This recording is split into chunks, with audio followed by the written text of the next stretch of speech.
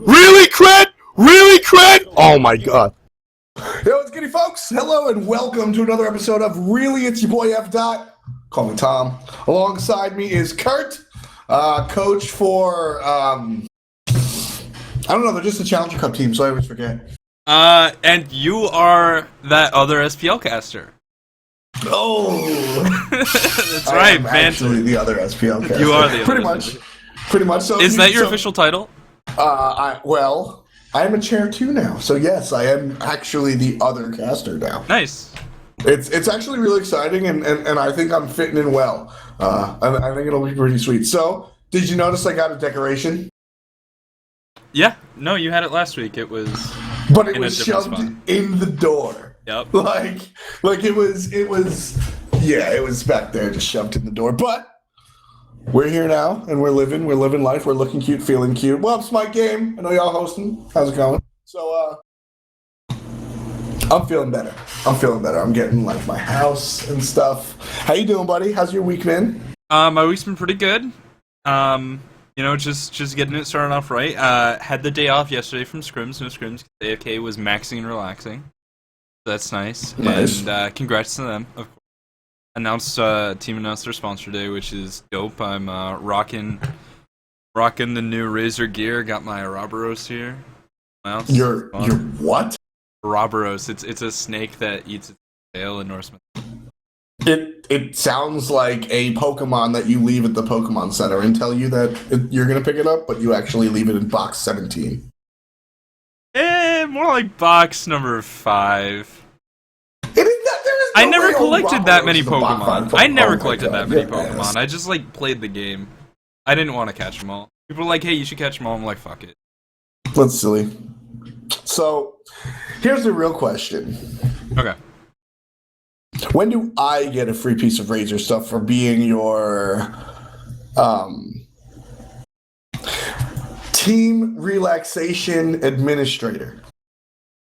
Does that mean you give Zapman hand jobs? What does that mean? Well, publicly, we say that I talk them down and I talk to them nicely and give them high fives, but whatever. Oh, give them high fives? All right, cool. Yeah, so as your team relaxation assistant, how do I go ahead and get some free Razor stuff? I think you would have to talk to the... I don't know if you know him. He's a pretty cool guy. His name's Justin. Razor's eSport something or other. He's alright, he just smells kind of funny. It does smell a little. But let's jump right into it, and I think the first topic we want to talk about, we're going to save the juicy stuff for a little bit later in the show. One of the first things, Game Hunter has tweeted out he played for Spicy juicy. Waffles. It's pretty cool. No, I'm going to put you on blast here I'm going to put you on blast after. Whoa, okay. So me and Krett, we're talking about the show and what we're gonna do for it, right?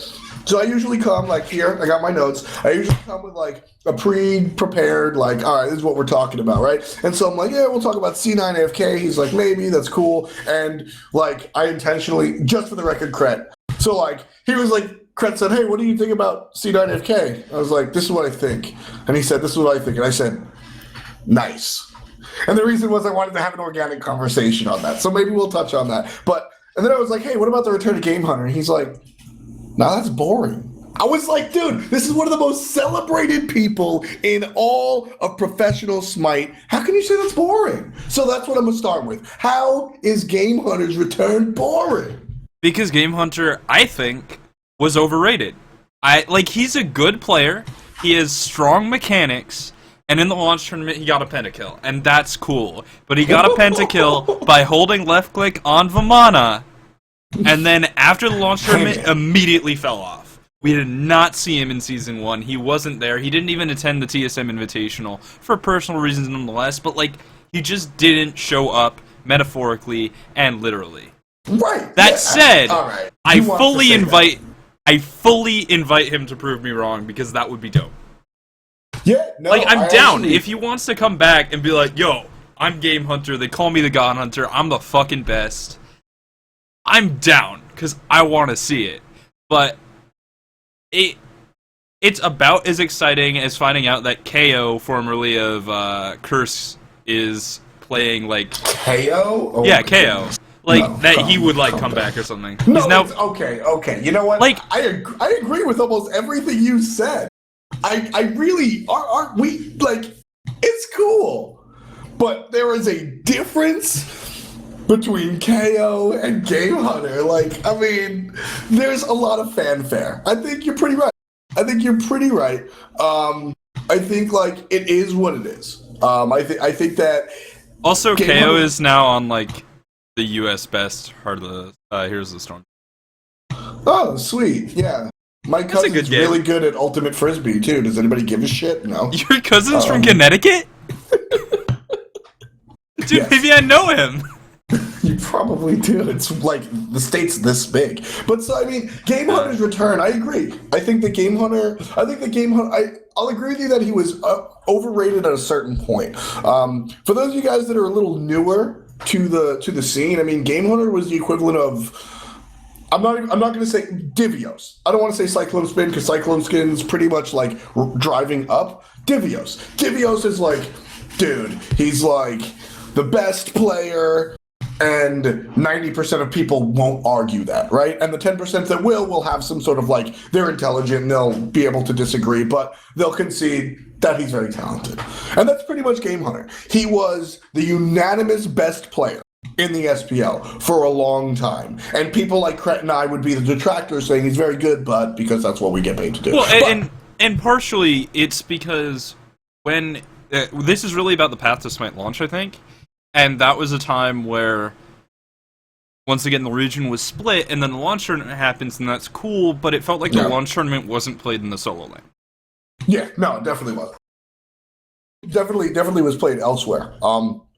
But in any event, I feel like launch tournament was when Game Hunter started to get a little bit overrated because he was this great player, but he was the only person that could really stand up to NQ and Zalia. I always had in my head that NQ was the best player in the world over Game Hunter. In the beginning of Season 1, I think he really proved it. Very much coming through out of his rotational play.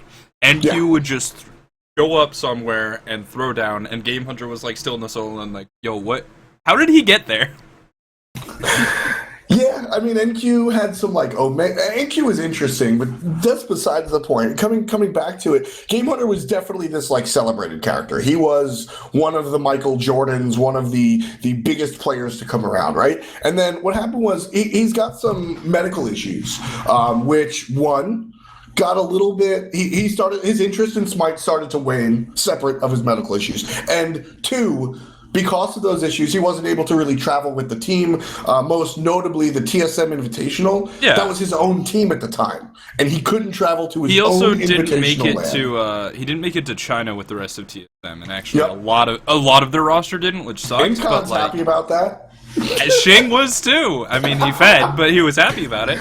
That actually, for the people, since we're going down a trip down memory lane with Smite, I think last time I broadcasted, I called the games with Scott, we were talking about Bacchus. I had to shit on Shing real quick, so I think this is going to be a tradition. Shing is the first player to ever feed China. Internationally, at least. I'm sure some Chinese players fed within their own region. But I mean, internationally. But Shing probably inspired them anyway. So that was sort of the beginning of the end. And then Game Hunter actually successfully removed himself from the public eye like I've never seen. One day, everyone was talking. Everyone was talking about, oh man, Game Hunter is the best player in the world. And then next it was just like, well, Zimstar is playing Guan Yu. Like, what? And then he was just gone. He just disappeared. And I mean, his Twitter was dead for a while. It's actually deleted because he returned, and it was TSM Game Hunter still. Like, it was gone. And as Epindari says, Game Hunter was never on a Maranthine. Self-plug, there's an article I wrote about the team that's called Trig Esports that talks a little about Game Hunter to give you guys some history on it. I'll link that in a sec. But so, I mean, Game Hunter really was at the height of his game, disappeared, and he tweets after like a 6-month, 8-month hiatus from his Twitter, I logged into Smite today. I might play some Smite now. And like, people just poured out retweets, favorites, replies. People went ham, and he was like, wow, I really see all this, like, all the respect and everything. And he got really excited, or at least it seemed that way through the text. Yeah. And rumor has it he started to play again. Well, and then the rumors came true. He played for Spicy Waffles, which... There you go. It's like, that's pretty cool. I mean, he's playing with Half Devil, another... Yeah. Devil's the player that, like, I just want to see succeed. He's so good, he's so 100. fun to watch, but he's, like, hard to play with, apparently. Well, and part of that I think is, and this is all secondary information. I personally love my man's Half Devil. He streams like once every 7 months, and I love to catch it. I think he's hilarious. But basically, the scuttlebutt, the like talk around the proverbial water cooler in the Smite scene is that Half Devil's just annoying. Like, he's not a BM dude. He's just annoying. He's like the little squirrel thing from Ice Age, right? Some people are able to vibe with that, and some people aren't. So I hope that Game Hunter can vibe with it, because again, I think Half Devil's a cool dude, and I wish him luck in the pro scene. So we'll see if this is right for Game Hunter. But let's talk about that, Krett. Spicy Waffles is the team that almost made it to the SPL. They almost made it to the SPL. They just got knocked out. They were looking pretty strong, and now they play in the Challenger Cup, and they're doing pretty well. So, yeah, Spicy Waffles, well, I don't know. The EU Challenger Cup's in this interesting position where everyone's doing pretty well as long as you forget that Panthera exists. Because if you remember that Panthera's there, you're like, you know what, no one's really doing that well. No one's competing with them. And I mean, it's sort of like here, right? Yeah. JKLL. Yeah. So, I mean, sorry, I have to. I have to. It's in my contract. I just wrote it right here. But, yes, I mean, it's interesting. So Spicy Waffles has been doing pretty well. As you said, there's a lot of teams that have been doing pretty well. But, so this team, you're probably a little bit more dialed into the Challenger Cup than I have been. I'm not completely away from it, but I haven't been able to catch every single week. How does Game Hunter really fit in this Spicy Waffles crew? Is it sort of just like, hey, you're freaking Game Hunter, come join us, a la Michael Jordan's return to the Wizards where he sucked? Or is it a good fit and, like, that's why he chose the team? I mean, I think it's going to take some time to see, for sure. But I don't think this is something that they, like, practice with for a long time. Like, their secret strategy was Game Hunter. Like, they were playing with X-Quick, but it was Game Hunter all along. I don't think that's really the situation here. I think probably is more on the side of that name recognition. Yeah, exactly. And that's fine. Like, he's Game Hunter. You know he has the potential to be the player that you need in that solo lane, so that's really cool. And you're going to need someone very good to, So who did they bench? up. Did Arn King get benched, or is he playing mid? Because the team right now, the starters for this team are Game Hunter in the solo lane, Bobat in the jungle, Wolfie, old TSM Wolfie, not fat Puerto Rican Wolfie, my man's, TSM Wolfie in mid, Optics Hunter, and Flurryq in the support role. Arn King is a mid player that dabbles in the solo, or a solo lane player that dabbles in mid. Was he replaced by Game Hunter? Because if so, that's curious to me. I don't know, man. I'm not really scouting those teams. I've got a lot of other teams to watch, and look at this logo. That's my day off, man. Sunday is my day off. What's a day off? I'll tell you when you're older. Look at this logo. I just put it in the chat. Like, you guys worked really hard on this logo. That's also a high-quality logo. Dude, I find it really funny that they're keeping the Spicy Waffles. Spicy Waffles are EU. So, basically what happened was they were originally called Team Beer. And Hi-Rez was just like, dude, you can't name your team Team Beer, asshole. So don't do it. And so they changed it, and they came back, and they were like, okay, we're Team Reeb. And Hi-Rez APC was just like, no, you're not. Wait, what? Team what? Team Reeb, beer backwards. Oh my god. And so they changed their name to Team Reeb and kept the, like, BEER. And they were like, yo, it's clever. It's our name backwards. Oh my goodness, it's beer? We didn't even notice. And APC was just like, yeah, no. And it took them like 2 days. They were like, we have the greatest plan. We're Spicy Waffles. And we were just like, really? Like... That's what you were planning. It took you this long. Yeah, like, what are you doing? But so, I find it funny that they're still sticking with that. Game Hunter's a part of the team now. Should be interesting to see how they go and where they land with that. My main concern is that Game Hunter said that he hadn't played Smite in months. Yeah. Sure. When you're one of the best, your acceleration process is faster, I guess. But still, man, that's rough. He's coming from like 8 months of not playing. To be fair, though, when Season 2 came out, everyone had to, like, learn a completely new game. Like, it's very different. That's true. That is very true. I feel like he's less behind. Like, when you look at North America, the name of the game in North America is to have, like, precise meta play. Like, you know exactly what you're doing at every stage in the game because the meta dictates it. And that's not happening because North American teams don't understand the meta at that level yet, because they haven't figured it out, because it's not really there. So, catching up takes less time, and I think his mechanics will be okay. All right. Yeah. I think that the mechanics are going to be there after like a little bit. iDrizzle in chat says that he's been back for like 2 weeks on his main account, so there's that.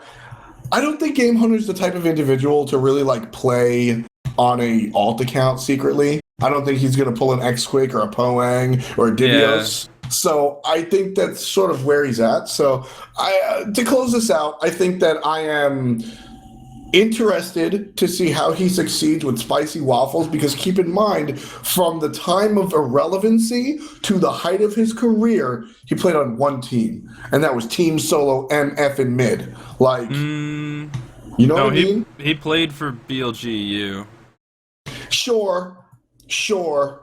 But that was also like, the reign of the Zapman. Where you're just like, okay, there's like Copenhagen Wolves, they're pretty good, and then there's this other team that's like competing with Copenhagen Wolves, but that man. And it wasn't, you're right, like it wasn't really until TSM that we saw Game Hunter explode.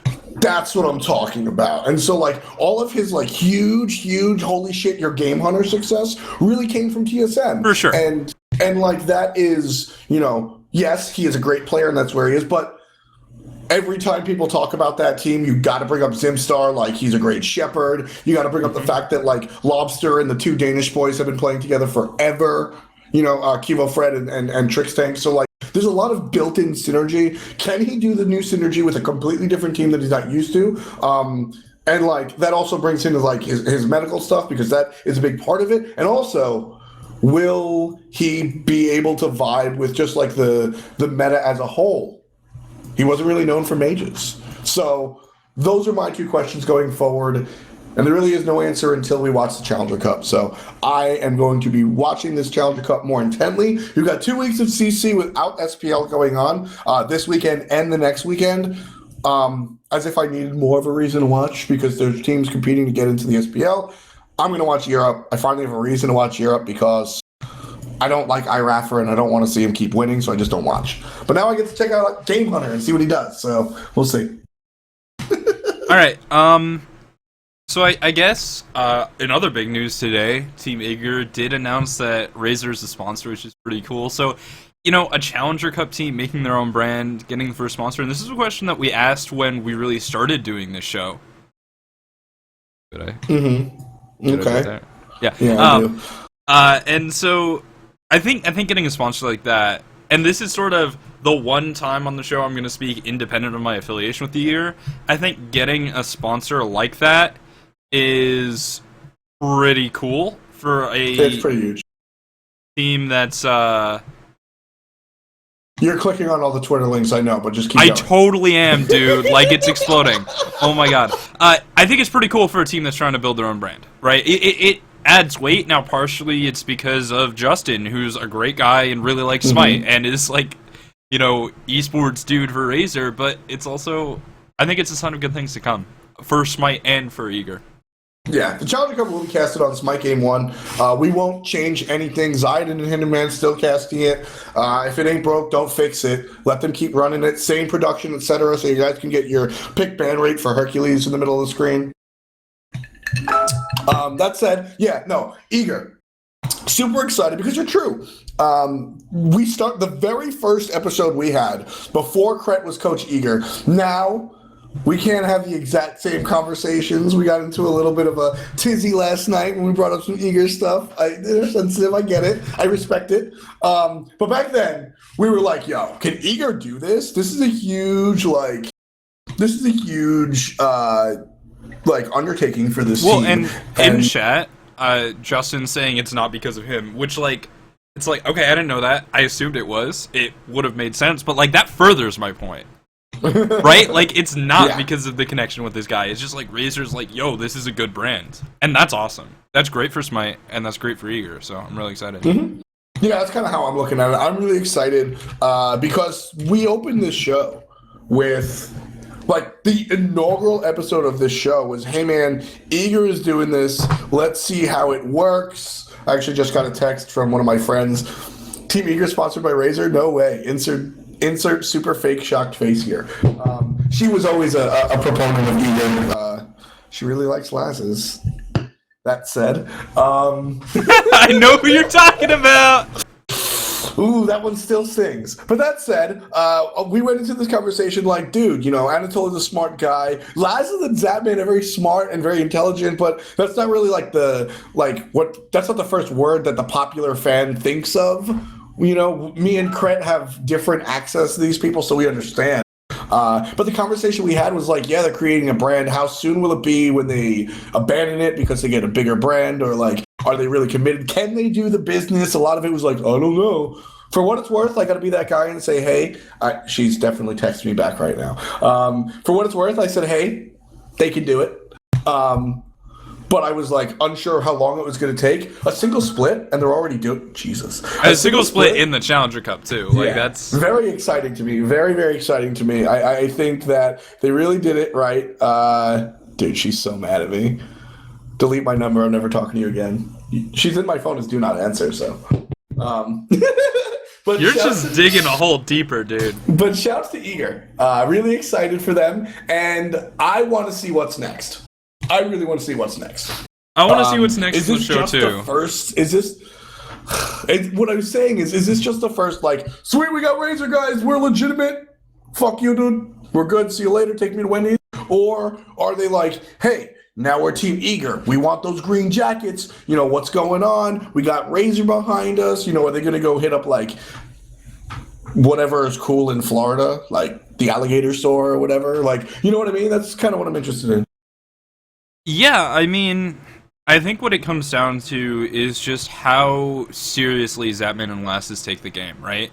Yep.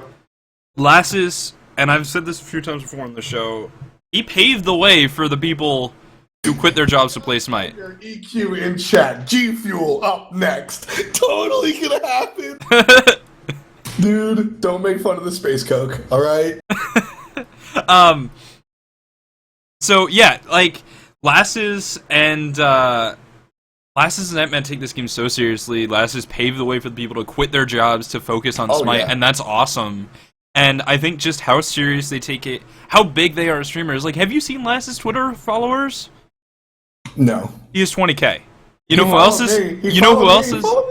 You know who else has 20K Twitter followers? Not me. Not Krett. Not you. Okay. Fucking he's 3K off from Sir Scoots. That's I don't know. He's got a lot of followers. He's got a lot of brand power. That's really cool. And I just think it's gonna be good stuff to come. But of course I do. I'm the coach. So why are you even asking me? I'm excited. I'm excited. I definitely I'm gonna publicly say I want to make this super clear. I never doubted them. I never said Team Eager is gonna be a dumpster team. They're not gonna do it. I never thought that was the case. But I wasn't sure how fast and how successful it would be. Razor? Your first sponsor? That's sick. That's sick.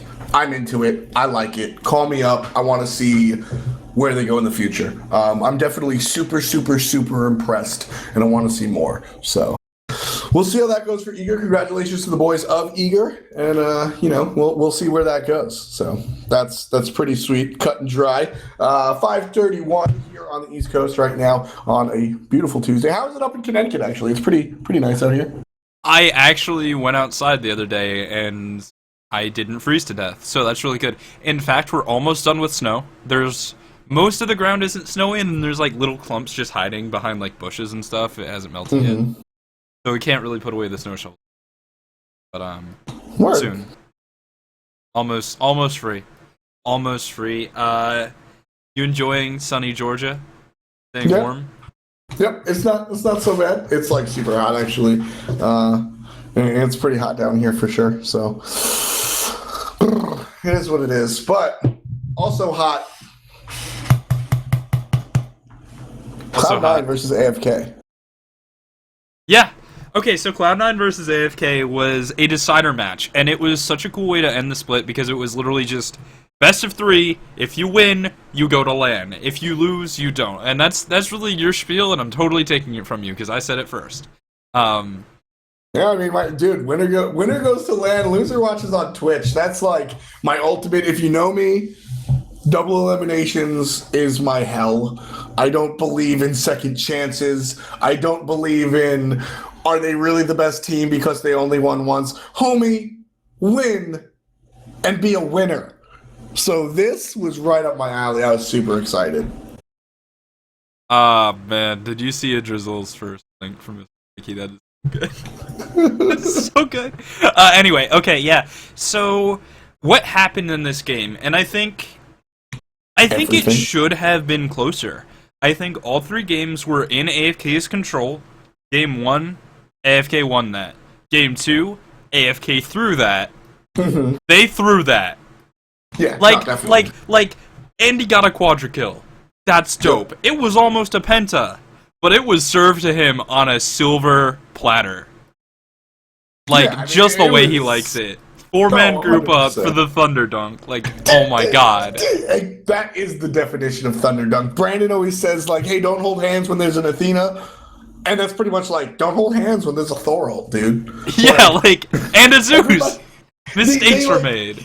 Yeah, they made a real bad decision in that one, but I was really impressed that they came in game 3. AFK is notorious is probably an understatement, even as strong as that word is. Like, they're notoriously an emotional team. Like, you kill them a little bit and they go on tilt or whatever the word is of the moment, and that is intangible, but it's true. Can we agree on that from analyst to analyst? Like, that they play with their emotions on their sleeve? Oh yeah. I mean... And the fact that they didn't slide game 3 was interesting to me. They pulled it together because they knew they had control, they knew they had a plan, and they knew that C9 didn't get it. And that's really what I think it came down to. C9 played into AFK. Oh yeah. AFK is a team that does one thing not to say that it's the only thing they do well, it's certainly not, but they do one thing better than they do anything else. They play against Thor. They do, actually. That's what they do. Because what's Kiki's best god? Kiki's best god? Isis. Afro? Isis? He's played it 8 times in mid. He's done very well all these times. And I don't think he's even Sio level yet. Like, I don't think he's the best Isis in the world. He's got a long way to go in his positioning in those games, but... Can I just thank you for saying Sio? Yeah, Sio's Isis was great. Thank you. It was the mustache. So if Kiki grows a mustache, then we're good. But... Got him. But, Isis is great against Thor. Because Thor goes in, you can silence him, you can stun him, you can kill him with your ultimate, it charges up real quick. Like, there's a lot going on there. What's Weaken's signature god in the jungle? That's not Serket or Arachne. What's his other god in the jungle? It's Thanatos. It's Thanatos. And Thanatos kills Thor. Duh. I've been preaching that since season 0. Baka kind of kills Thor too. Like, they're just a team that not only do their picks kill Thor, their play kills Thor. What they do is they kill Thor, and Andy picked it all 3 games, and he paid for it all 3 games, including game 2, until he just sort of won. Yeah. It's just sort of like, well, there's a win. All right. I mean, it's the top pick, right? Thor's the best jungler, right? No, Hunbots. Sure, but go with me for a sec. Thor's the best jungler, right? I mean, Hunbots. God, you are. Thor is a great jungler. Okay, You are just like so many people. Anyway, so pretend that Thor's the best god, right? Okay. Best pick overall. It's not because of what he brings to the team, which is control. It's just that he's better than everyone, right? Well, even if that was true, we're pretending that that's true. This is a world of professional play where players can play around things. You have to play the game that's in front of you. AFK playing against Cloud9 is a different game, or Cloud9 playing against AFK is a different game than Cloud9 playing against Team Solo Mid. Team Solo Mid arguably is a better team than AFK, but Cloud9 probably have a harder time against AFK than Team Solo Mid because of the fact that they like Thor so much. And it's problematic. I don't think that Cloud9 is a team that can't adjust, but I don't think that's what they're known for. That's what Team Solo Mid is known for. Cloud9 is known for really coming in with a plan. Yeah. And unfortunately, their plan was exactly what AFK thought it would be. And it was not the same plan that TSM used to demolish AFK, so it's really weird. And then there were other things, like game 1, I think the best example of being underprepared from C9 is second to last pick. Cyclone locks in Baka. You know it's going to the solo lane. This is a pick we've seen him play before. He's one of the better Bakas in North America. Ballona's available. Omega picks Arachne. Like, I'm not on the Bellona hype train. I think she's pretty good. She has some nice counter matchups. But she's got some bad ones too. Bellona versus Tyr, not gonna work. Bellona versus Shock, not so good. If they're not auto attack characters and you just hit her with abilities, like, Bellona has some trouble. She's not good against Guardians. I love it. But I actually like that. Bellona against Guardians, it's a stalemate at best. No. I mean, like the application that she's only going to get basic attackers. Keep going. Yeah. Baka is literally what she is for, and she was open. Yup. And he didn't pick it. And I mean, like, I don't know, so I can't sit here on the soapbox and say, Omega, despite being one of my favorite players in the SPL, you're a shithead for not preparing and playing Bellona. Because I don't know. But if that's the case, that's an egregious mistake. That's an egregious mistake. Like, and one other thing that I didn't mention. Really, game 1, ouch. I was watching these games with Wolfie, and he called it the moment we saw it. It took me a little bit longer to notice, and I don't know if you did. Do you remember Cyclone's start on Baka? It was something crucial that he didn't do. He didn't get Hog. Yeah, he didn't get Hog. Hog. What the hell? That's why you don't play a mage. And it wasn't scouted, and it wasn't punished. So late game, you got a bead sprint Baka running around, and you will fucking die. Yeah. You're going to fucking die. I mean, it's like the same idea as Kali, but better, right? Well, like 2 active. There are some gods that just can't have 2 actives. Kali and Baka are on this list, so mistakes were made by C9, and it's almost reminiscent of Kargred versus Dignitas in the playoffs. Like, Dignitas just wasn't ready. They made mistakes that they should have known they couldn't make. Or not even mistakes. Totally. They they played mages and Cogred invaded them, or Cog Prime invaded them and killed them, and that was it. Yeah. No, I mean, I really think that it was just the late game adjustments, like you said. So Cloud9 came into this prepared for Cloud9 came into this game prepared for an SPL match. They came into this game prepared for an intense game of Smite, not for a game against AFK. So, like, they had this really cool strategy that I actually really like. They did interesting things because of it, and we'll touch on it in a second. But They came in with a strategy that I really like, that takes a lot of thought process. It's a team-wide strategy, protect the one. It makes so much sense for so many different reasons, but they didn't make the necessary adjustments against their opponent in order to really succeed.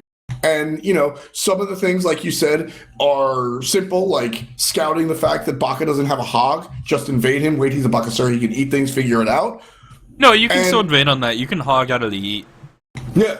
And I mean, like, some of the things are a little broader, like Neith didn't have enough jungle pressure to really do what she needed to do, so you need to add some pressure over there. You know, there were just a lot of things that needed to happen in addition to all of their preparation that didn't. And I think that's where they ran into trouble.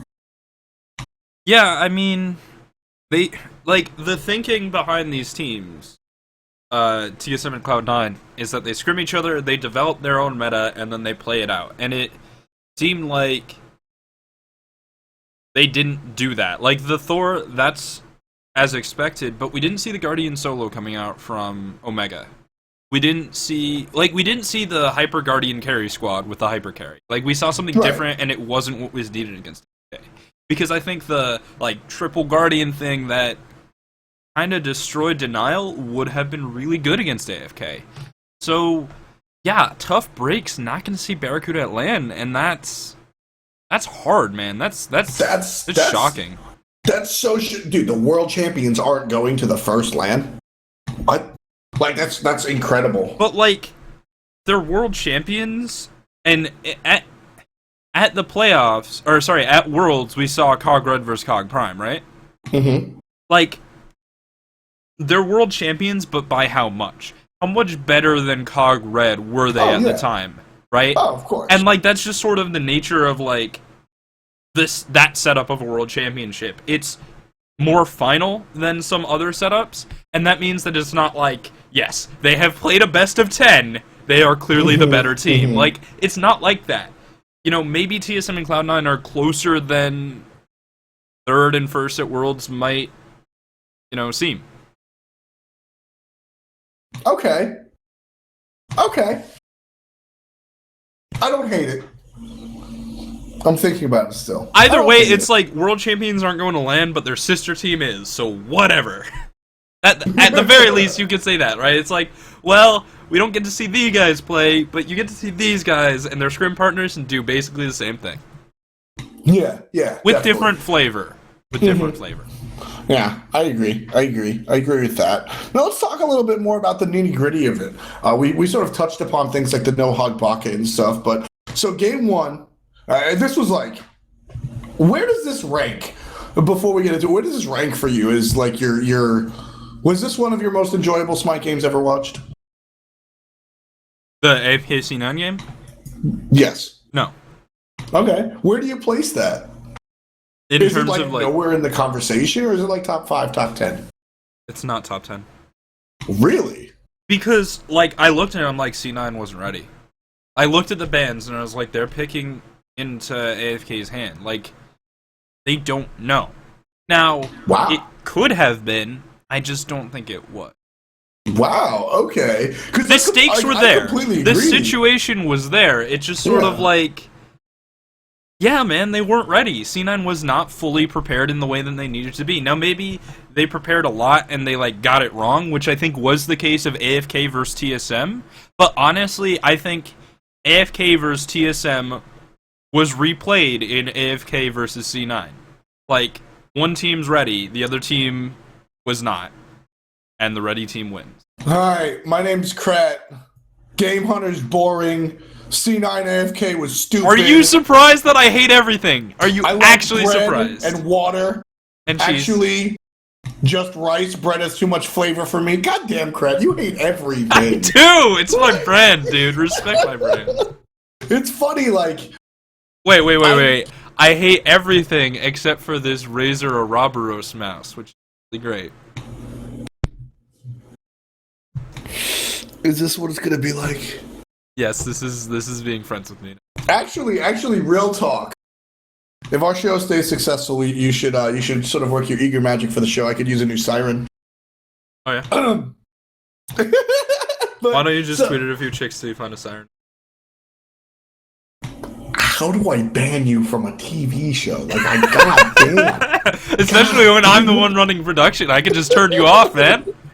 Oh, man, that's awful. Anyways, like, I mean, this was up there for me, dude. I saw the same thing. I might be in trouble. Anyway, I saw the same thing that you did in picks and bans. I said, hey man, no Bologna against Ibaka. I don't know how this works. But like I said, I really liked the protect one strat. If you guys aren't really following that, MLC picked Zeus, which is like, Zeus is one of MLC's old favorite gods. And after the stun came away, you can't self-peel anymore, so it becomes like, well, a crappy decision to pick. But what Cloud9 did instead was they basically treated it the way you treat when you want to build AMC, when you want to pick AMC, or at least what Team Solo Mid did to pick AMC. Everyone else had peel. Including a Nethal, which I thought was the cherry on top because I love cherries. I thought that was the coolest, like, thing of it. That was perfect. The Neath pick was so much fun, and I wanted to see it work out so well. Allied beat Barra. Allied's the best ever. No, like, Allied, I feel like Allied went into those games and he was like, this is for my 401k. Like, old man Allied. I'm done being number 2. I'm gonna play it for the retirement fund. I mean, this is the first time that AFK have won anything. But I think part of it, and yeah, I'm gonna toot Eager's horn here. I think part of it was Allied and Zapman working together. That's fucking scary. That's like Bushin stealth, man. That's unfair. You know that I always have to disagree with Eager stuff, but I can't disagree. Because, like, yeah, dude, that's scary. It is scary. I mean, like jokes aside, bias aside, Zapman has paved the way for almost all of the hunters in the game. Builds that hunters use usually come out of Zapman's bedroom. Like, I'm just saying, dude. That's scary. And they also come from somewhere. I'm done. But so, like, I mean, it's not like Eager's coach knows anything. Like, screw that. So I mean, like, I don't know. It's Ally. I feel performed out of his mind, and he totally my question going forward is: he's been working with Zapman. Is this the result of a teamfight hunter that loses lane working with Zapman, one of the better laning hunters in the world, or is this just adrenaline? They turned it up, they got the win, and that was like a one-time performance. I think both. That's the question. I think both. Because if you're going to lane against Zapman every time you scrim, and you're going to lose lane every time you scrim, you're ready. Like, that's the boot camp, right? And then coming into team fights, Allied has learned how to go off in the same way that Reels does, where you just pull the trigger and you go hard in the paint, and he just dives. With Sprint 3, he goes very aggressive, and we saw that. That was really cool. So, yeah, I think what Eager and AFK have going on in the hunter role, and I'd go so far as to say in the duo lane, is comparable to what C9 and TSM have going on in the jungle. There's an incredibly powerful think tank there, I like that. and that's really interesting. Yeah. And that is honestly, like, Darren and Weekend are great players, but Andy and Gars are probably still, like, the junglers. I agree. I 100% agree. I definitely agree with that. I think that... one other note that I want to jump in here is God pools, right? Junglers have a lot of options, so you can only play a limited number. Hunters play everything. Zapman can play everything. Allied can play Allied is like your original boy for the magical hunters. Dude, Allied is... When I think Freya he's the people's Vulcan. I mean, he's the like... Basically, what happened was Snoopy was like, "Hey guys, I really want to play. Guys, let me play Vulcan in the dual lane." And his team was like, "No, that's stupid. It makes zero sense." And then Allied did it years ago, and Snoopy was like, "Guys, Allied did it. and his team was like, fine. Like, Allied is the Whatever. OG Vulcan We in win there. every way. Barracuda plays Poseidon in the hunter role. Guess who did it first? Allied. Freya. Yeah. Freya in the hunter role. New what? Like, yeah, like I don't think Freya in the hunter role was originated by Allied, but it's definitely something I think of him for. And Freya to me is the definition of Allied's playstyle, along with Uller. You're not gonna win the lane, but you will destroy. Well, I think Uller's changed a little bit going into season 2, Sure. but like I'll give you now season 1 Uller was weird, man. He was just weird. Like I didn't know what to think about him. Season 2 Uller, he's like Honor 2. He's just like really well-rounded. He kind of does everything, but Honor's a little bit more early game, and Uller's a little bit more late game. Yep. And like that suits Allied. That's great for Allied. Shibalanki has also been really good for him as well. Because I don't know, Allied season 2 could be really good for him, and we could see him be one of the more dominant carries on his team, which he has not been for a long time. Did you just click on a Twitter link? I saw that picture. Jeremy had something to say, and MLB Star responded with some BM, and it was great. But so I mean, like, it's Allied has come a long way from the start of the season. At the start of the season, I felt that Allied was sitting there like, all right, let's win. I want to do well, collect the paycheck, stream some. Like, I don't really think, and this is kind of BM, I guess. I don't really think Allied was 200% into being the best SPL player in the league. Like, I don't know if that was his goal. Maybe I'm wrong. Hopefully I don't know if it is now, honestly. But he's on his way. That's what I'm saying. In the beginning of the season, he was kind of just like content to be playing on a team. He's got one of the better junglers, one of the up-and-coming junglers, I should say, in Weekend. Cyclone Spin, one of the best players in the SPL. He's got a lot going on there. He was kind of just like, I don't want to say riding it out, but doing what he had to do. Going through the motions, again, is probably too intense of a phrase, but enjoying it. Now, with this past game, I feel like he woke up after game 1 of that series. And he was just like, I can beat Barracuda, because he always has been able to, right? And I mean, sure, Neath without jungle presence is a situation that there's a lot of variables there, but Allied beat Barracuda in lane. That happened. And that's gotta wake you up. Like, that's gotta do something, right? So that is what I'm looking for. I'm looking at Allied after this. That's what I am. Yeah, I don't know. Going forward into Lin, I think the hopes and dreams of North America are still really in the hands of TSM. Like, I think they're the North American team. But AFK can still win. Like, it comes down to practice, training, being ready, and being able to adapt their play style to what they're going up against on the fly. Whereas I more expect TSM to be like, this is our meta and it's better than yours, we're going to win because of it. Because that's what they do. And that's kind of always been what they do. Yeah, I mean, that's one of the like bonuses, I guess, of having the independent think tank, scrim partnership, whatever the hell you want to call it. You just sort of like, well, Guardian solo lane, surprise, motherfucker. And then everybody else loses to it for a week. And then they're like, oh, shit. We should play Guardians of the Soul lane like Zelia. Okay. Yeah. Like, that's kind of what they're like, right? Well, Assassins beat Warriors now. Yeah. So, what's more warrior than a warrior? A Guardian. Yeah, it's like, yeah, dude. That's basically... Because, I mean, when you build Hercules tanky, he's not going to, like, you're not afraid of his damage. You're afraid of the fact that he can control you and that you can't kill him. You're a Guardian. I mean, tricks place him in the support role. So, why not just do the same thing but magical? So, that's pretty much what we saw. It's pretty interesting stuff. But Cloud9 AFK, I think it led up to the hype. Krett doesn't know what hype is, so. What? There's that. I heard that word before. I don't know what it means. Actually, so there is one thing that I'm... What is that? We'll find out in a few. All right. What? Oh.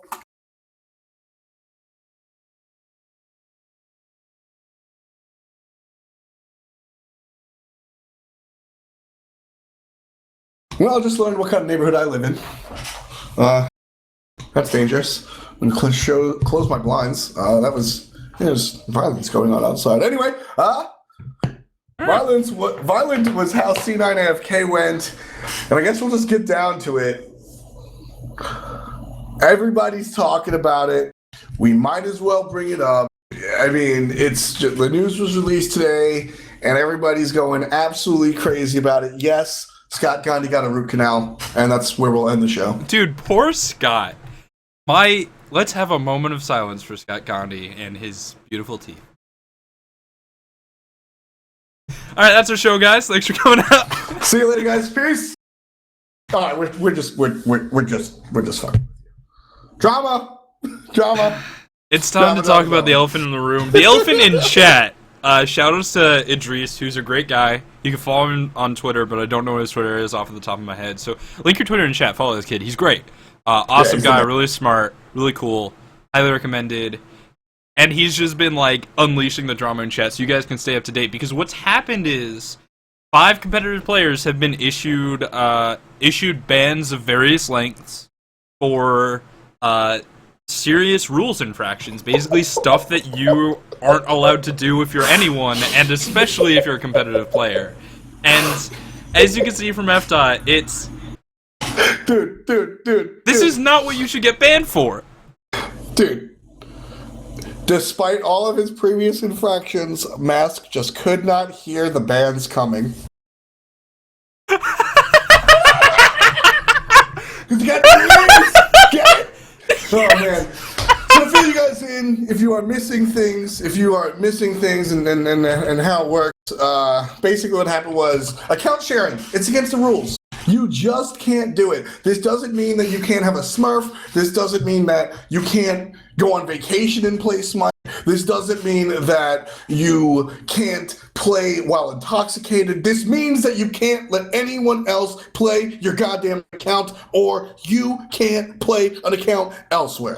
All right, it's so really that simple. Let's talk a little bit about the sort of things that make this a rule that's good to have if you're a game company. Like, you can't pay Weekend to play, and I just picked his name out of nowhere. You can't pay Weekend to play your account to Masters. He's got 3 accounts in Masters, so he'd be a great candidate for that, and you can't pay him to do it to yours. And that's a really good rule to have. That's a solid rule to have. Also, it's a solid rule so that in pro play, like, Game Hunter just started playing Smite again. But it was Sun Touch all along. Yeah, like what happens if like, you know, who did a roster swap? Enemy Esports. They're probably a bad example because they're like 2 out of 3 banned. Let's pick upcoming stars. You know, like Qin played really good. Really, really good. Why is he so good? Because it was Trick all along. It's secretly Pain to Beyond traveling across the seas. Like, that's so broken. That's a rule for a reason. And I mean,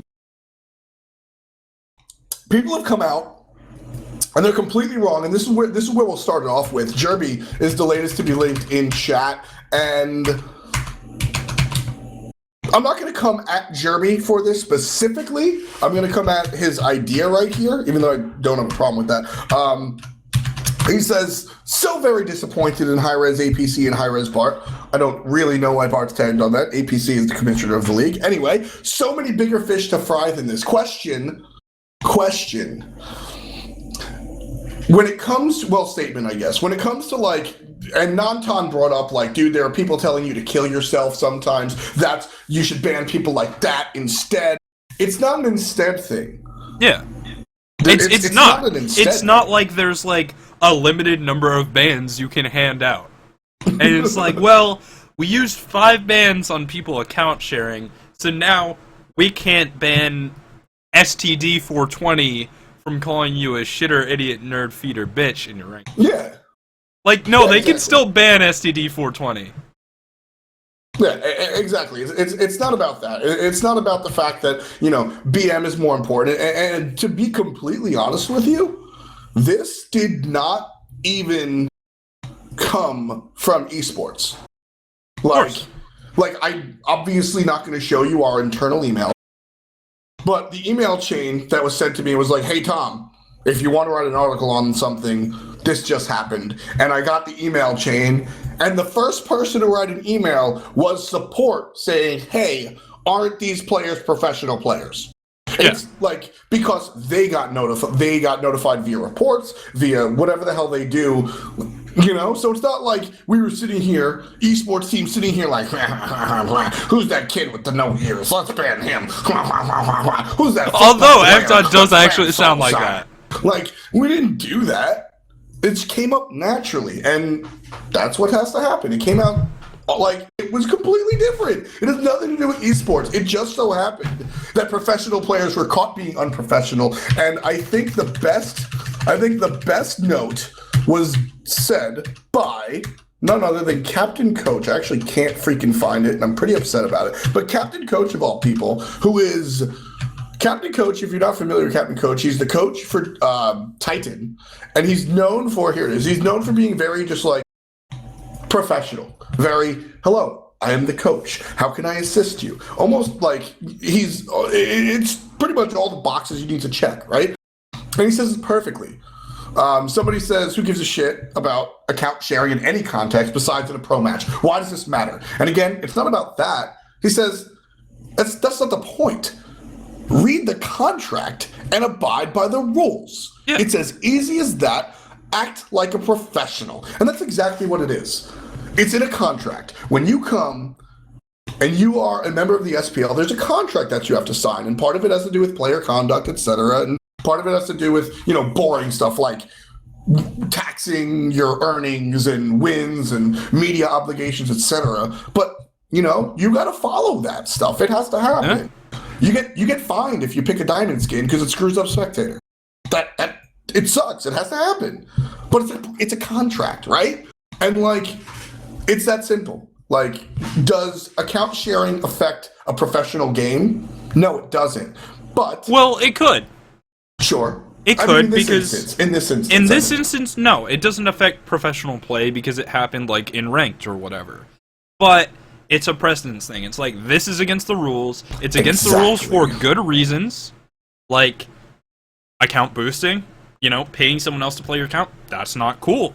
For reasons like, you know, smurfing or ringing, right? There was a situation at one point, long time ago, where a player was like getting DDoSed in a tournament for money, and someone else played on his account, and it's like, yeah, they got in serious trouble for that because you're not allowed to do that. Like, dude, it sucks that you were getting DDoSed, but you still can't have someone else play on your account.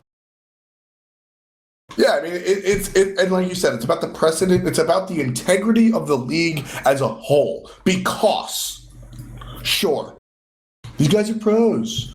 You know, these guys are pros. I want to watch them play. They didn't call somebody retarded or cheat or hack. You break one rule, it's the same as breaking any other rule. Because once you introduce, you're a pro player, it didn't affect the game, we'll let it slide. You know what? Does calling somebody a racial slur in a casual affect the pro game? No, it tangentially, right? I mean, But, like, I think it's tangentially in the same way that account sharing affects it tangentially. It's like, look, this player's doing something bad, right? And that affects the image of the professional scene. It affects the legitimacy. And, like, yep. There you go. And it's the principle of the matter, not necessarily the situation. Because I will tell you flat out, no, this account sharing instance doesn't affect the pro game, but it sets the precedent for when it does. Get the hell out of here, and all rules are created equally, bro. That's really what it's about, in my opinion. And I'm not a part of I'm a part of Hi-Rez. I'm not a part of the support team. I can't ban people. I can't do anything like that. But at the end of the day, man, you break a rule, there's a consequence, you know about it beforehand. And this is a situation where I'm just going to call you dumb. So, I want to address some counter-arguments. One of them being, well, what about the people who are account sharing and aren't banned? And that's like saying, well, what about the people who speed and aren't caught? Like, they haven't been caught! You know, like, Hi-Rez doesn't just sit around and be like, which account should we check today for account sharing? Like, that's not a thing. You have to kind of fuck up. You have to kind of get caught. So, yeah, there might be someone else who happens to be a professional player, who happens to be account sharing. I don't know. But what I do know is they should probably stop after today because a precedent has been set and you will receive a ban. That is also important to note, along the same pattern as other bans Hi-Rez issues. There's an escalation thing, and it's just like, what is it? It's like 1 day, 3 day, 1 week, or 2 weeks, 3 months, a year. It's very transparent, and you know, this is the period in time where I get to really be proud of my position at Hi-Rez, because I am really excited. Well, that's probably the wrong actually, word. I'm gonna let you finish. Lloydie in chat, one of the players who did get banned, said, I accept the ban, I am dumb. And it's like, dude, props to you. Like, it's like, yeah, I fucked up, do your time, it'll be fine. Now, granted, Lloydie is a bench player, and he's a sub, yeah. So, I mean, it doesn't. People are probably less mad at him, but it's also like, well, Mask got banned for a year. That's a different case. Yeah. But like, the SPL also finished last week.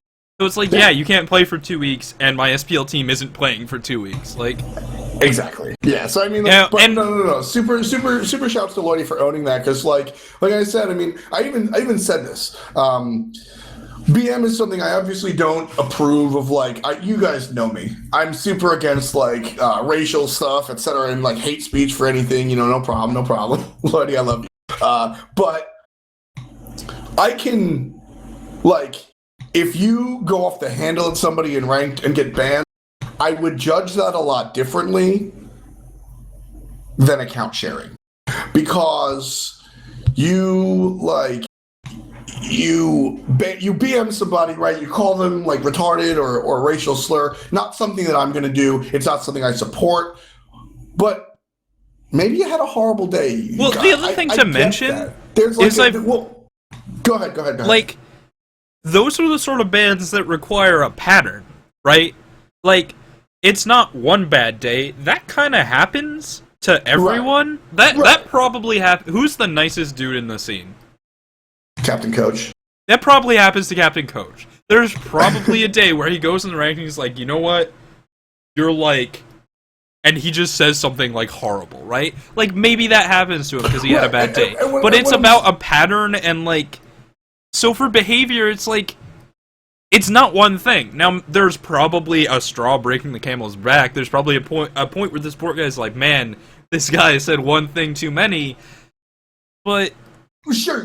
But basically, what I'm saying is, if you get banned for that, I will judge you, but I will judge you less harsh than account sharing, because you can accidentally BM somebody enough to get banned for a week, right? Like, you can play drunk, and there are so many like oopses, right? Yeah. And it won't excuse it, but it makes me understand it. But account sharing, dude, you are a professional player. You are paid to play the game, and I'm not saying that in like you're in a position of like you should just be lucky you're paid to play a silly game. I'm saying that in the sense of you are on a pedestal, you are paid, it is a privilege to be here, and you should act accordingly. Like, when you get into a position that it is just dumb to get banned for account sharing. There is no, I understand it, like, well, oops, I tripped. I accidentally typed in the password to this other account, and when I sneezed, my face hit the keyboard, and I accidentally logged in. No, and now I'm in ranked, dude. Like, no, there is no oops. There is no I see where you were coming from. There is no I get it. There is no it was for a research paper. There is no it was my brother. It's your own damn fault, and you're stupid because of it. Like, there is no explanation, and it's just dumb. Well, and especially because this is a situation where they don't live in, like, the same town or at the same college.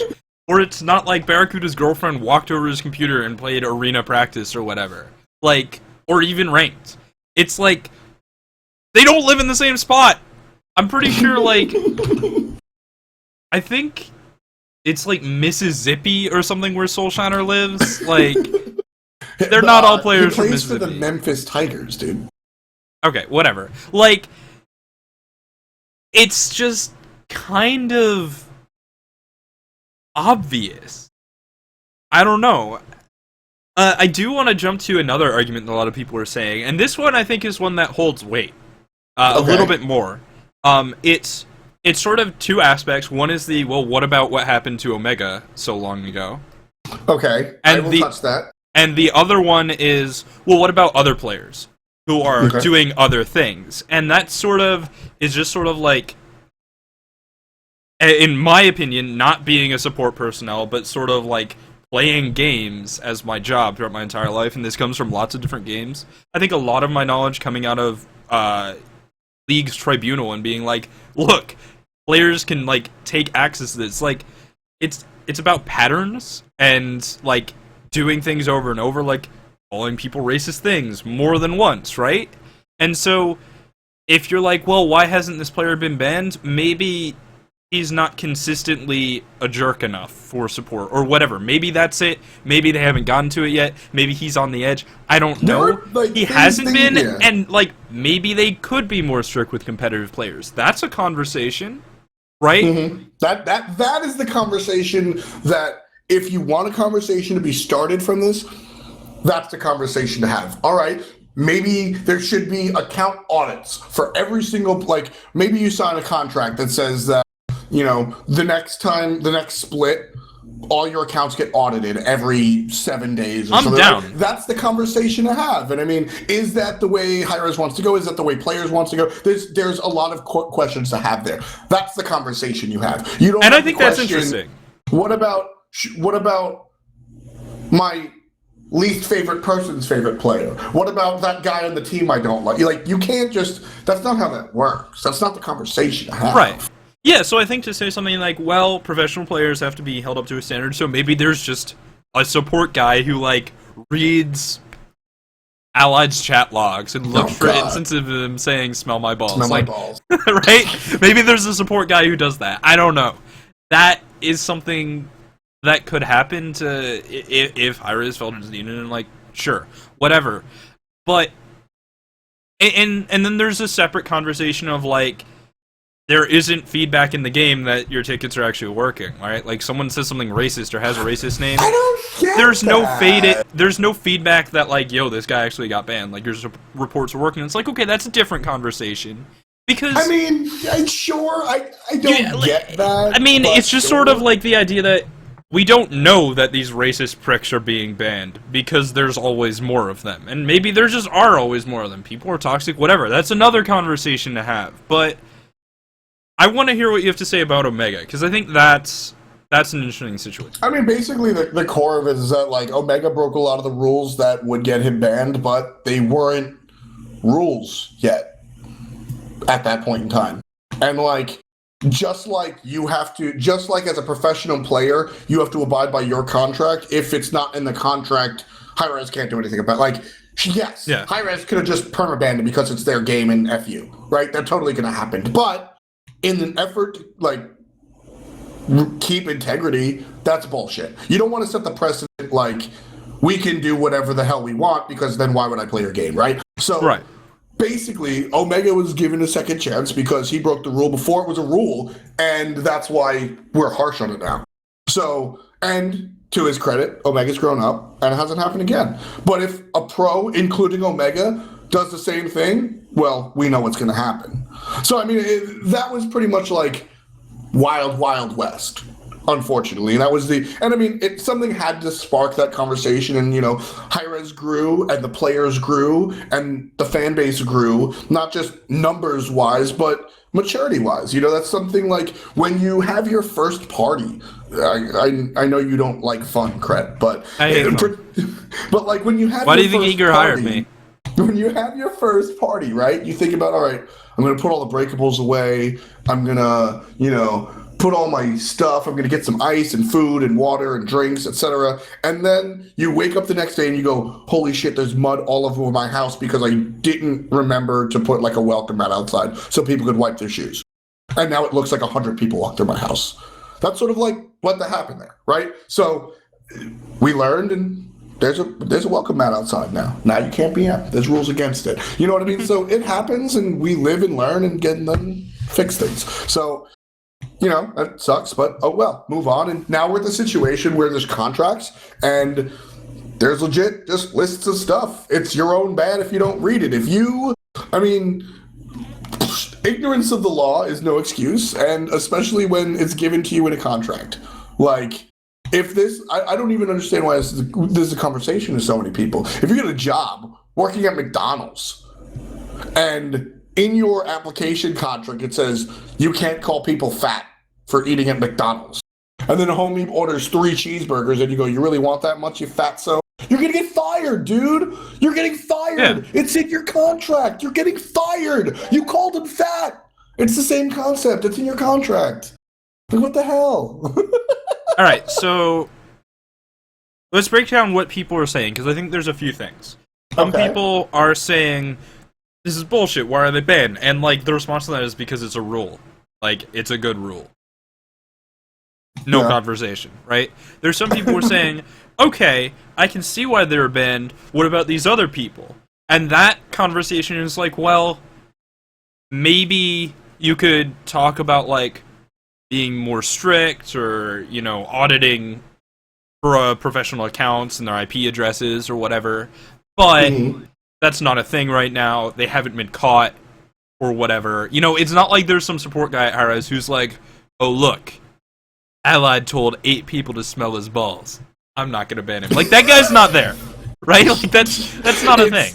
Our support guys are, well, awesome, first of all, but there's no, like, dude, I'm a huge Lazarus fan. I'm gonna delete every instance of him cheating. Like, you know, and the reason I pick Lazarus is because that's outlandish, right? But, like, there's no, like, secret fan, like, dude, I love AFK and I hate Enemy. Let me go ban 2 members of Enemy. Like, that doesn't happen. They're adults with a job and benefits. Like, that's not...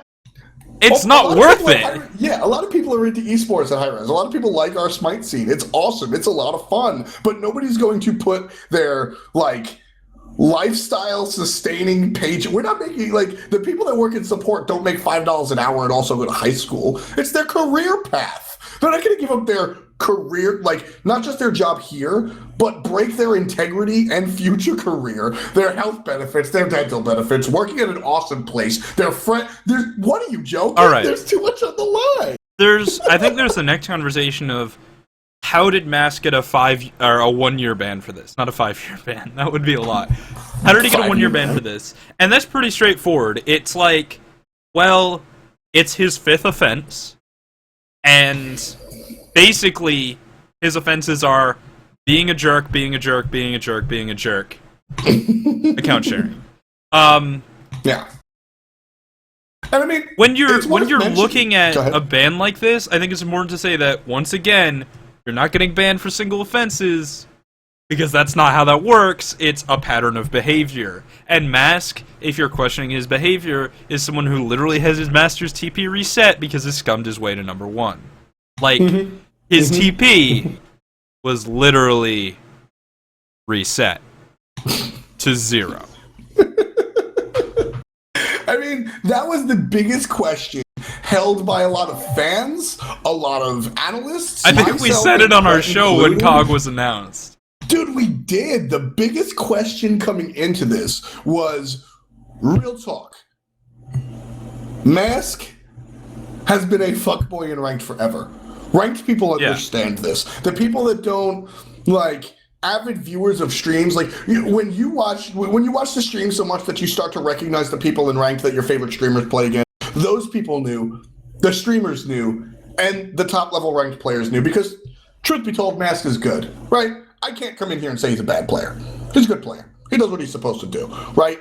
And, like, it's just sitting here like, that was the one question. Is Mask going to pump the brakes and be a real person, or is he going to continue being a fuckboy? That is the real question here. And, well, when you know your next ban is for a year, you don't fucking do anything. That's exact. Like, mute, go into game, don't get on curse, and press tab when the game starts and just mute everybody. And then unbind your enter key. Like, just don't do anything, because it's your job, it's your career. If you're driving with a suspended license, you don't speed. Yeah. That's that's what. And it you is to definitely me, don't dude. drink and drive. That's what it is to me, dude. And you like also you just don't double park. Like just don't. you just don't break the rules. Shouts to Yeah. Hi-Rez, Bart. By far the best comment. Hi-Rez support team scored the best and only pentakilla split one. I like how you use your caster voice for that. The other thing is like, okay, so 4 of mass offenses are behaviors, and this is from a tweet that he like tweeted himself. So he like admits to this. Now, poorly worded, and he's like, well, blaming players like Lasses and Dean Brandon, whatever. But let's look at the second offense, where he literally changed his name, the name of someone else, specifically to troll Dean Brandon when he was going through a rough time. yeah. Like that is like scummy. That's top tier scum. It's. Yeah, I mean, it's. You have to try really hard to be that scummy. That's just rude, man. Like, I understand if you're mad in a ranked game and you're like, yo, what are you doing, you shitter, idiot, feeder, bitch? How did you miss the hog on the Gold Fury? Like, I used to have beef with Kiki because he did that to me in ranked once. Like, it happens. It stays in ranked. It's fine. This is just rude, man. That's just awful. It's just stupid. It's like I said, I mean, if this was a situation about BM, I would have come with a different set of gloves. But instead, I'm putting barbed wire on my punching bag and I'm going in. Because it's just stupid. You just broke the rules. There really is no other way around it. And as you said, Mask himself said, dude, I only broke the rules X amount of times. So, that's honestly what you get. I mean, Flareboot says, honestly, after 3, you should have learned your lesson. 5 is ridiculous and you deserve the book being thrown at you.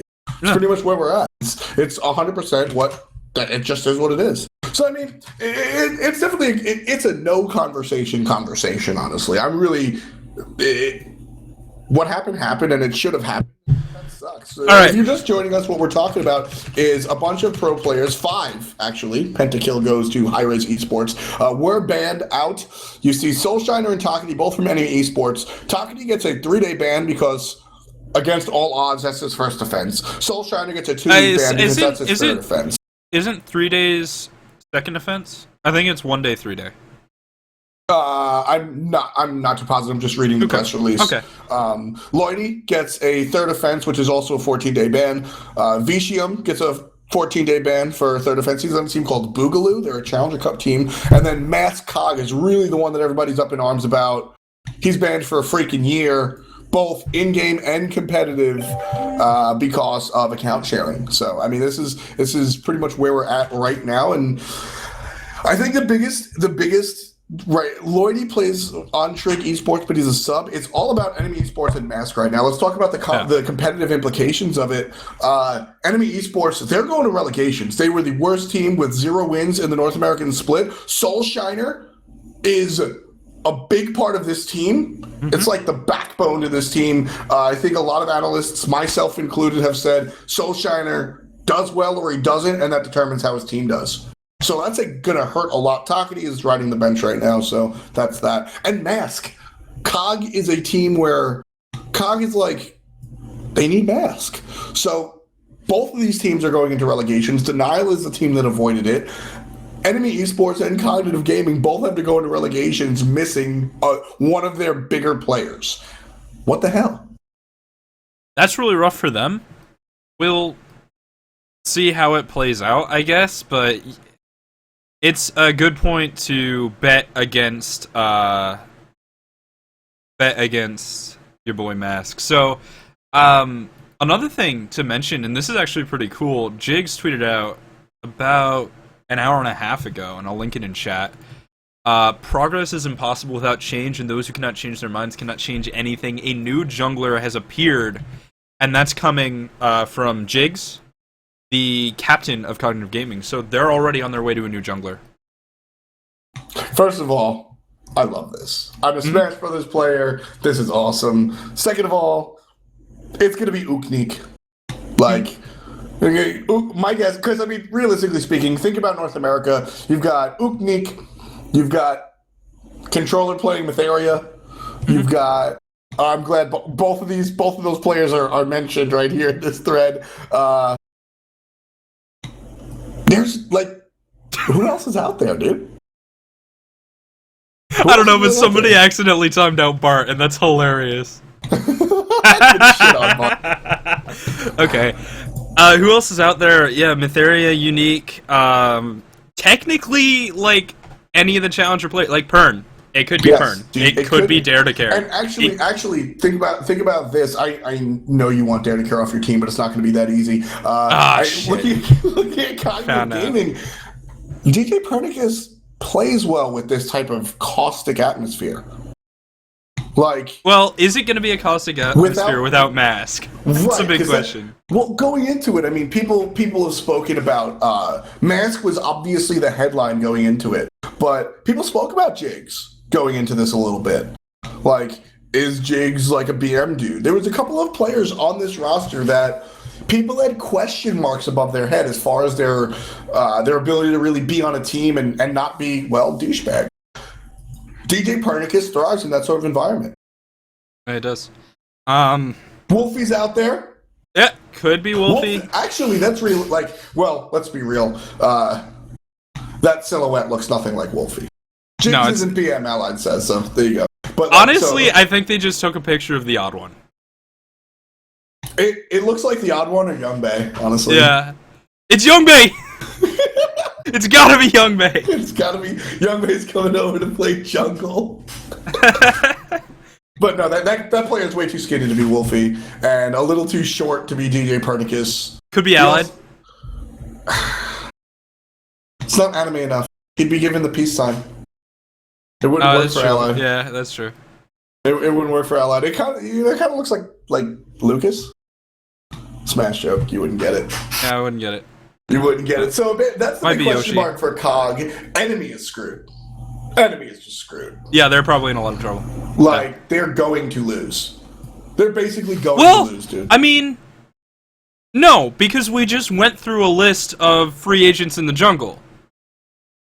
Do you really want to join Takati's team? Okay, true.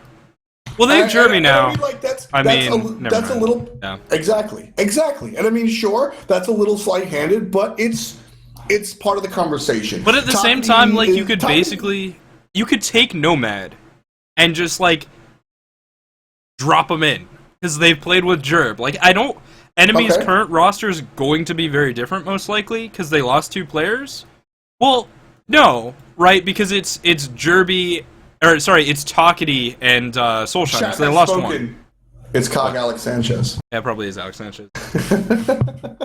but I mean, so like we've talked a little bit about it, but I'm serious, dude. I'm serious.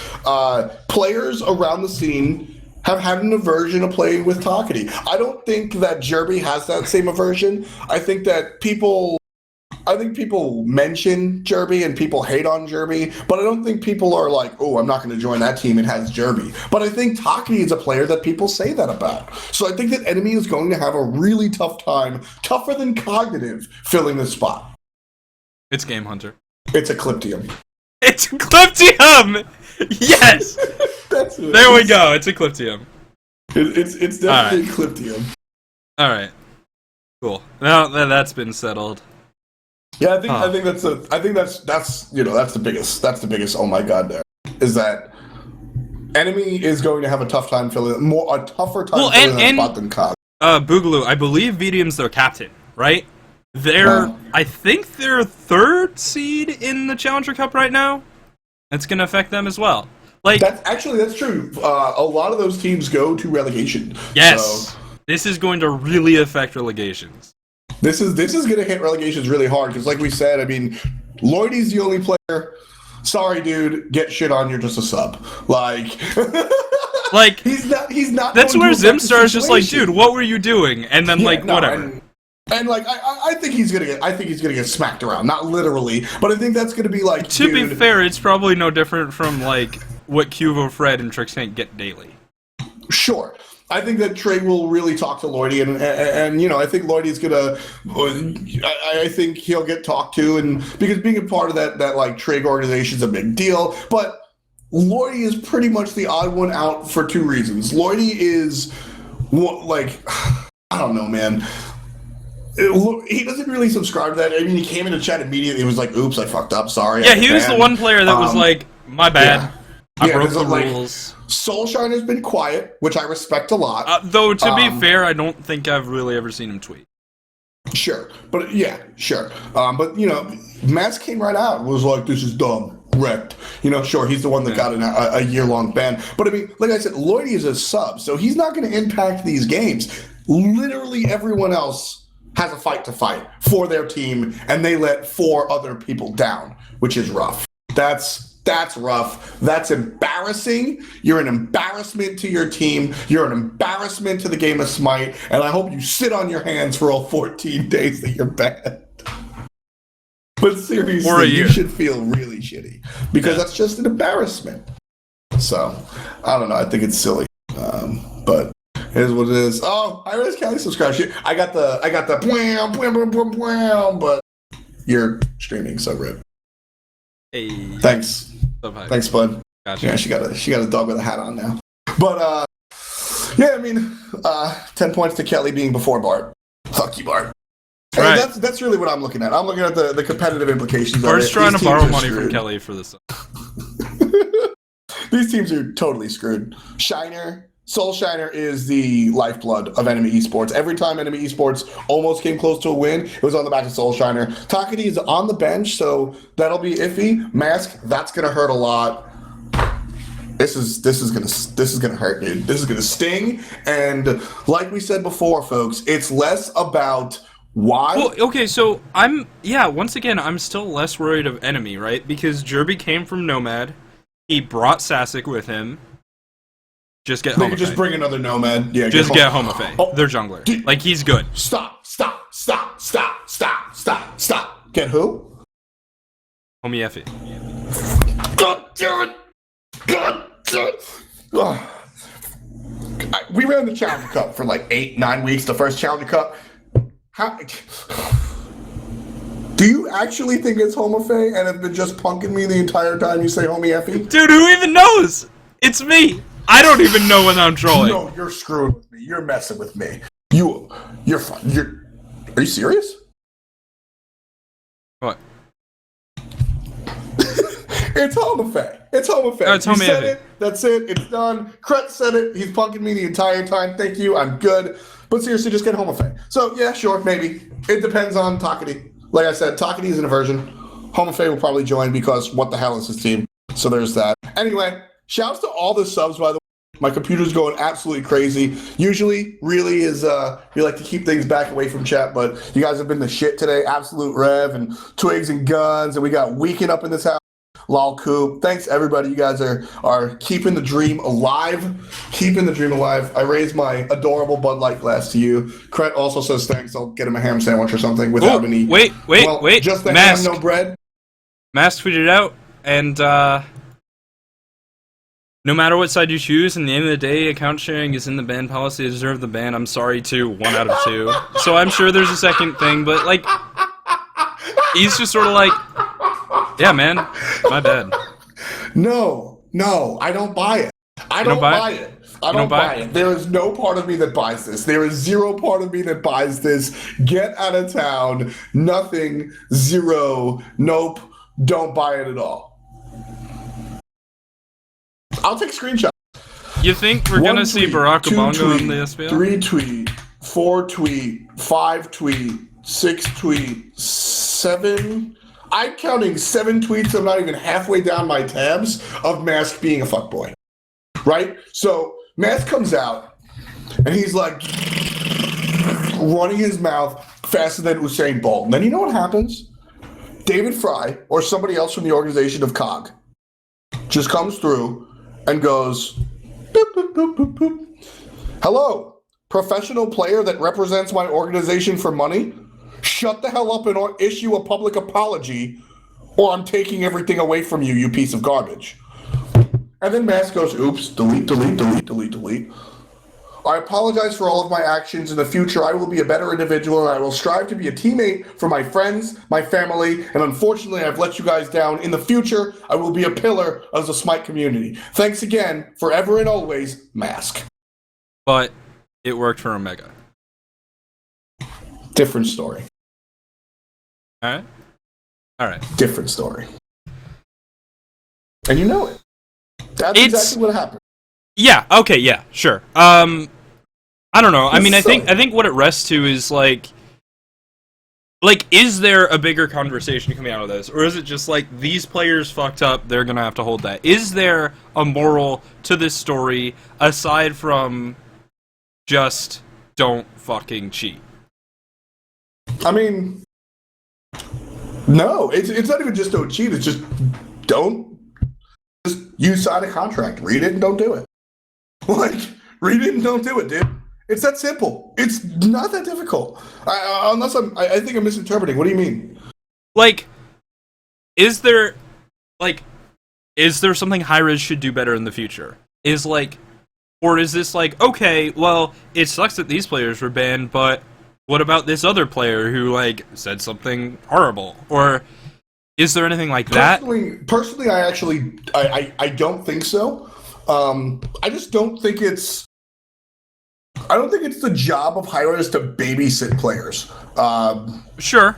I think it's the job of a player to be professional, right? I think that maybe the only thing that I could ever make the argument going that way would be maybe Hi-Rez should be able to scan pro players' computers randomly for cheats, like they test people for drugs in professional sports. Mm-hmm. But like, I think it's silly to just go in and just like, all right, let me click on this pro player, Control F, N word, Control F, F word. Like, I don't really. So wait. Your example is, once again, you click on Allied and you Control F, smell my balls. Yeah, just Control F, smell my balls. Well, he said it 6 times. Let's ban him. Like, I don't 6? Really More like 36, man. First of all, I don't think that's bannable material. That said, I don't work on the support team full. Disclosure. Well, that's just like morals, right? Like, what do you think's bannable and what's not? That's a different issue. Right, but I just don't think that it's Hi-Rez's job to really police these players. I think that it's your job as an individual, as a person, as an adult, as a professional player, as a true non-fuckboy, to not be stupid and to not break the rules. We give it to you in a contract. It's right there in black and white. We use black font on white paper. You can read it. You literally sign it, and then you give it back. Do it yourself. And if it comes down to like, well, this player does that and this player does that, I think that looks bad for you. Pointing fingers around a circle. So the conversation is, should that happen? I don't think it needs to happen. I don't think it's necessary to happen because it's been caught, right? So I don't know. Do you come from a different mindset? But I mean, I think pro players could better, like, if you get in a ranked game and a pro player is like, hey, challenger player, you're complete garbage. You'll never make it. You're not good. You should stop playing ranked. Like, dude, that sucks. They're trying to be you. And that's the sort of thing that probably should be moderated. Because their opinion counts. Their opinion, like, they're your role model, right? Like, I'm going to use Jeff Hindla because it's completely ridiculous to imagine him doing it. If Jeff Hindla goes to a ranked game and, like, he's like, dude, your support player was awful. Like, you played so bad, you'll never be good competitively. Like, are you going to want to be a support player? It takes a very specific kind of personality to be like, you know, Jeff's full of shit. I can be the best support player. And, like, yeah, sure, maybe someone will do that, but most of them will be like, dude, there just goes my hopes and dreams. Like, what am I... If my role model thinks I'm awful, what am I going to do? That sucks. And maybe that's something that Hi-Rez should be on the lookout for, because, you know, and this isn't a specific example, but, like, that shouldn't happen if it does. I can vibe with that. Right? I can vibe with that. Because, yeah, and sure. So I think there's a group of people who are saying, like, well, you know, what about that, right? What about those people? Where are the bans? Where's the moderation? Where's the action there? And sure, and then there's the other aspect of like, okay, well, if I'm gonna watch Lasses' stream and he gets in a ranked game and like STD 420 is calling everyone like something awful, dude, why like, you gotta bring up my Smurf account? Why you gotta bring up my Smurf account like that? Right? Like, if STD 420 is in streamer in like pro streamers ranked games just being a piece of shit, like, should he get banned? Should he be fast tracked? Like, that's a moral thing, sure. And I think that conversation can come out of this, and it can be a good conversation to have, but that's the way I said it is very specific. That conversation can come out of this. Sure. What this is, there isn't really a conversation. You broke a rule, don't do it. It's a fifth offense if you're masked, and you shouldn't. I think it's a good wake up call. I mean, Hi-Rez APC tweeted out some super ominous, over the top, now you know not to make mistakes, and that's a good direction. And I think two things will happen. One, we've got that conversation, and two, we've got the pros that are oh shit, they mean it. Yeah, they mean it. Okay, all right, my bust. So pro players might ship up by themselves. Also, as more and more organizations come in, like I said, I made fun of it. The fact that Mask went off the handle and tweeted like a 12-year-old dude in middle school, and then all of a sudden they're deleted, and he comes out with this completely whitewashed, super politically correct tweet about, well, I apologize to everybody, and I really hope to withstand the, That's going to happen more and more. COG is a small organization. What happens when Fnatic, one of the most successful esports organizations in the world, what happens when Fnatic players get banned for stuff like this, or even worse? Do you really think it's just going to be delete your tweets? Nah, dude, you're getting your salary stripped. That sucks. Trig pays their players an absorbent amount of money. You think if this was a starter, that they'd still collect all that money? No, they get smacked. That's a situation, and as Smite grows and grows, which it definitely is, our viewers have been going up, our excitement levels going up. That's going to be something that people are going to have to look out for as bigger organizations start to look. I vibe with you, but I don't think it's going to be a problem because the Fnatic players will just be too busy playing Rust. Chasing girls playing Rust? Yeah. Actually, super shouts before we end the show. Super shout outs to those players. What's it called? Titan or Trig. Yeah. Trig went to boot camp, and they were doing things, and there were so many pictures of people playing Rust on Twitter. It's so funny. There were it's so many good. pictures, so many pictures of just Funball playing Rust, looking over his shoulder they caught me. Dude, it was on point. I absolutely love those dudes. I love those dudes. That was absolutely fantastic. So, shouts to you guys. I'm really excited that you guys are coming to LAN. So, just to break it down real quick, folks, LAN, 2 weeks. We've got 2 weeks of the Challenger Cup, which will be impacted by these bans. So keep a lookout for COG and Enemy. Both are going to be Sans their jungler. COG has a plan. Enemy doesn't, although we speculate it will be Homie Effie. Fuck. We speculate it will be Home Faye. Got you! I got you! It's Homie Effie! Official! Oh my god. And yeah, Hi-Rez Bar says they tag DM in the tweets with Rust players, so by good. the way. So we've got Enemy and COG who have issues going into relegations. They're going to try and hold on to their SPL seats. They'll be trying to take over by Challenger Cup teams who also have played Bulu is missing Vicium. So NA Challenger Cup is going to be crazy for the next 2 weeks. Same thing over in Europe. Panthera sort of running things, but we'll see. There's a 3-way tie.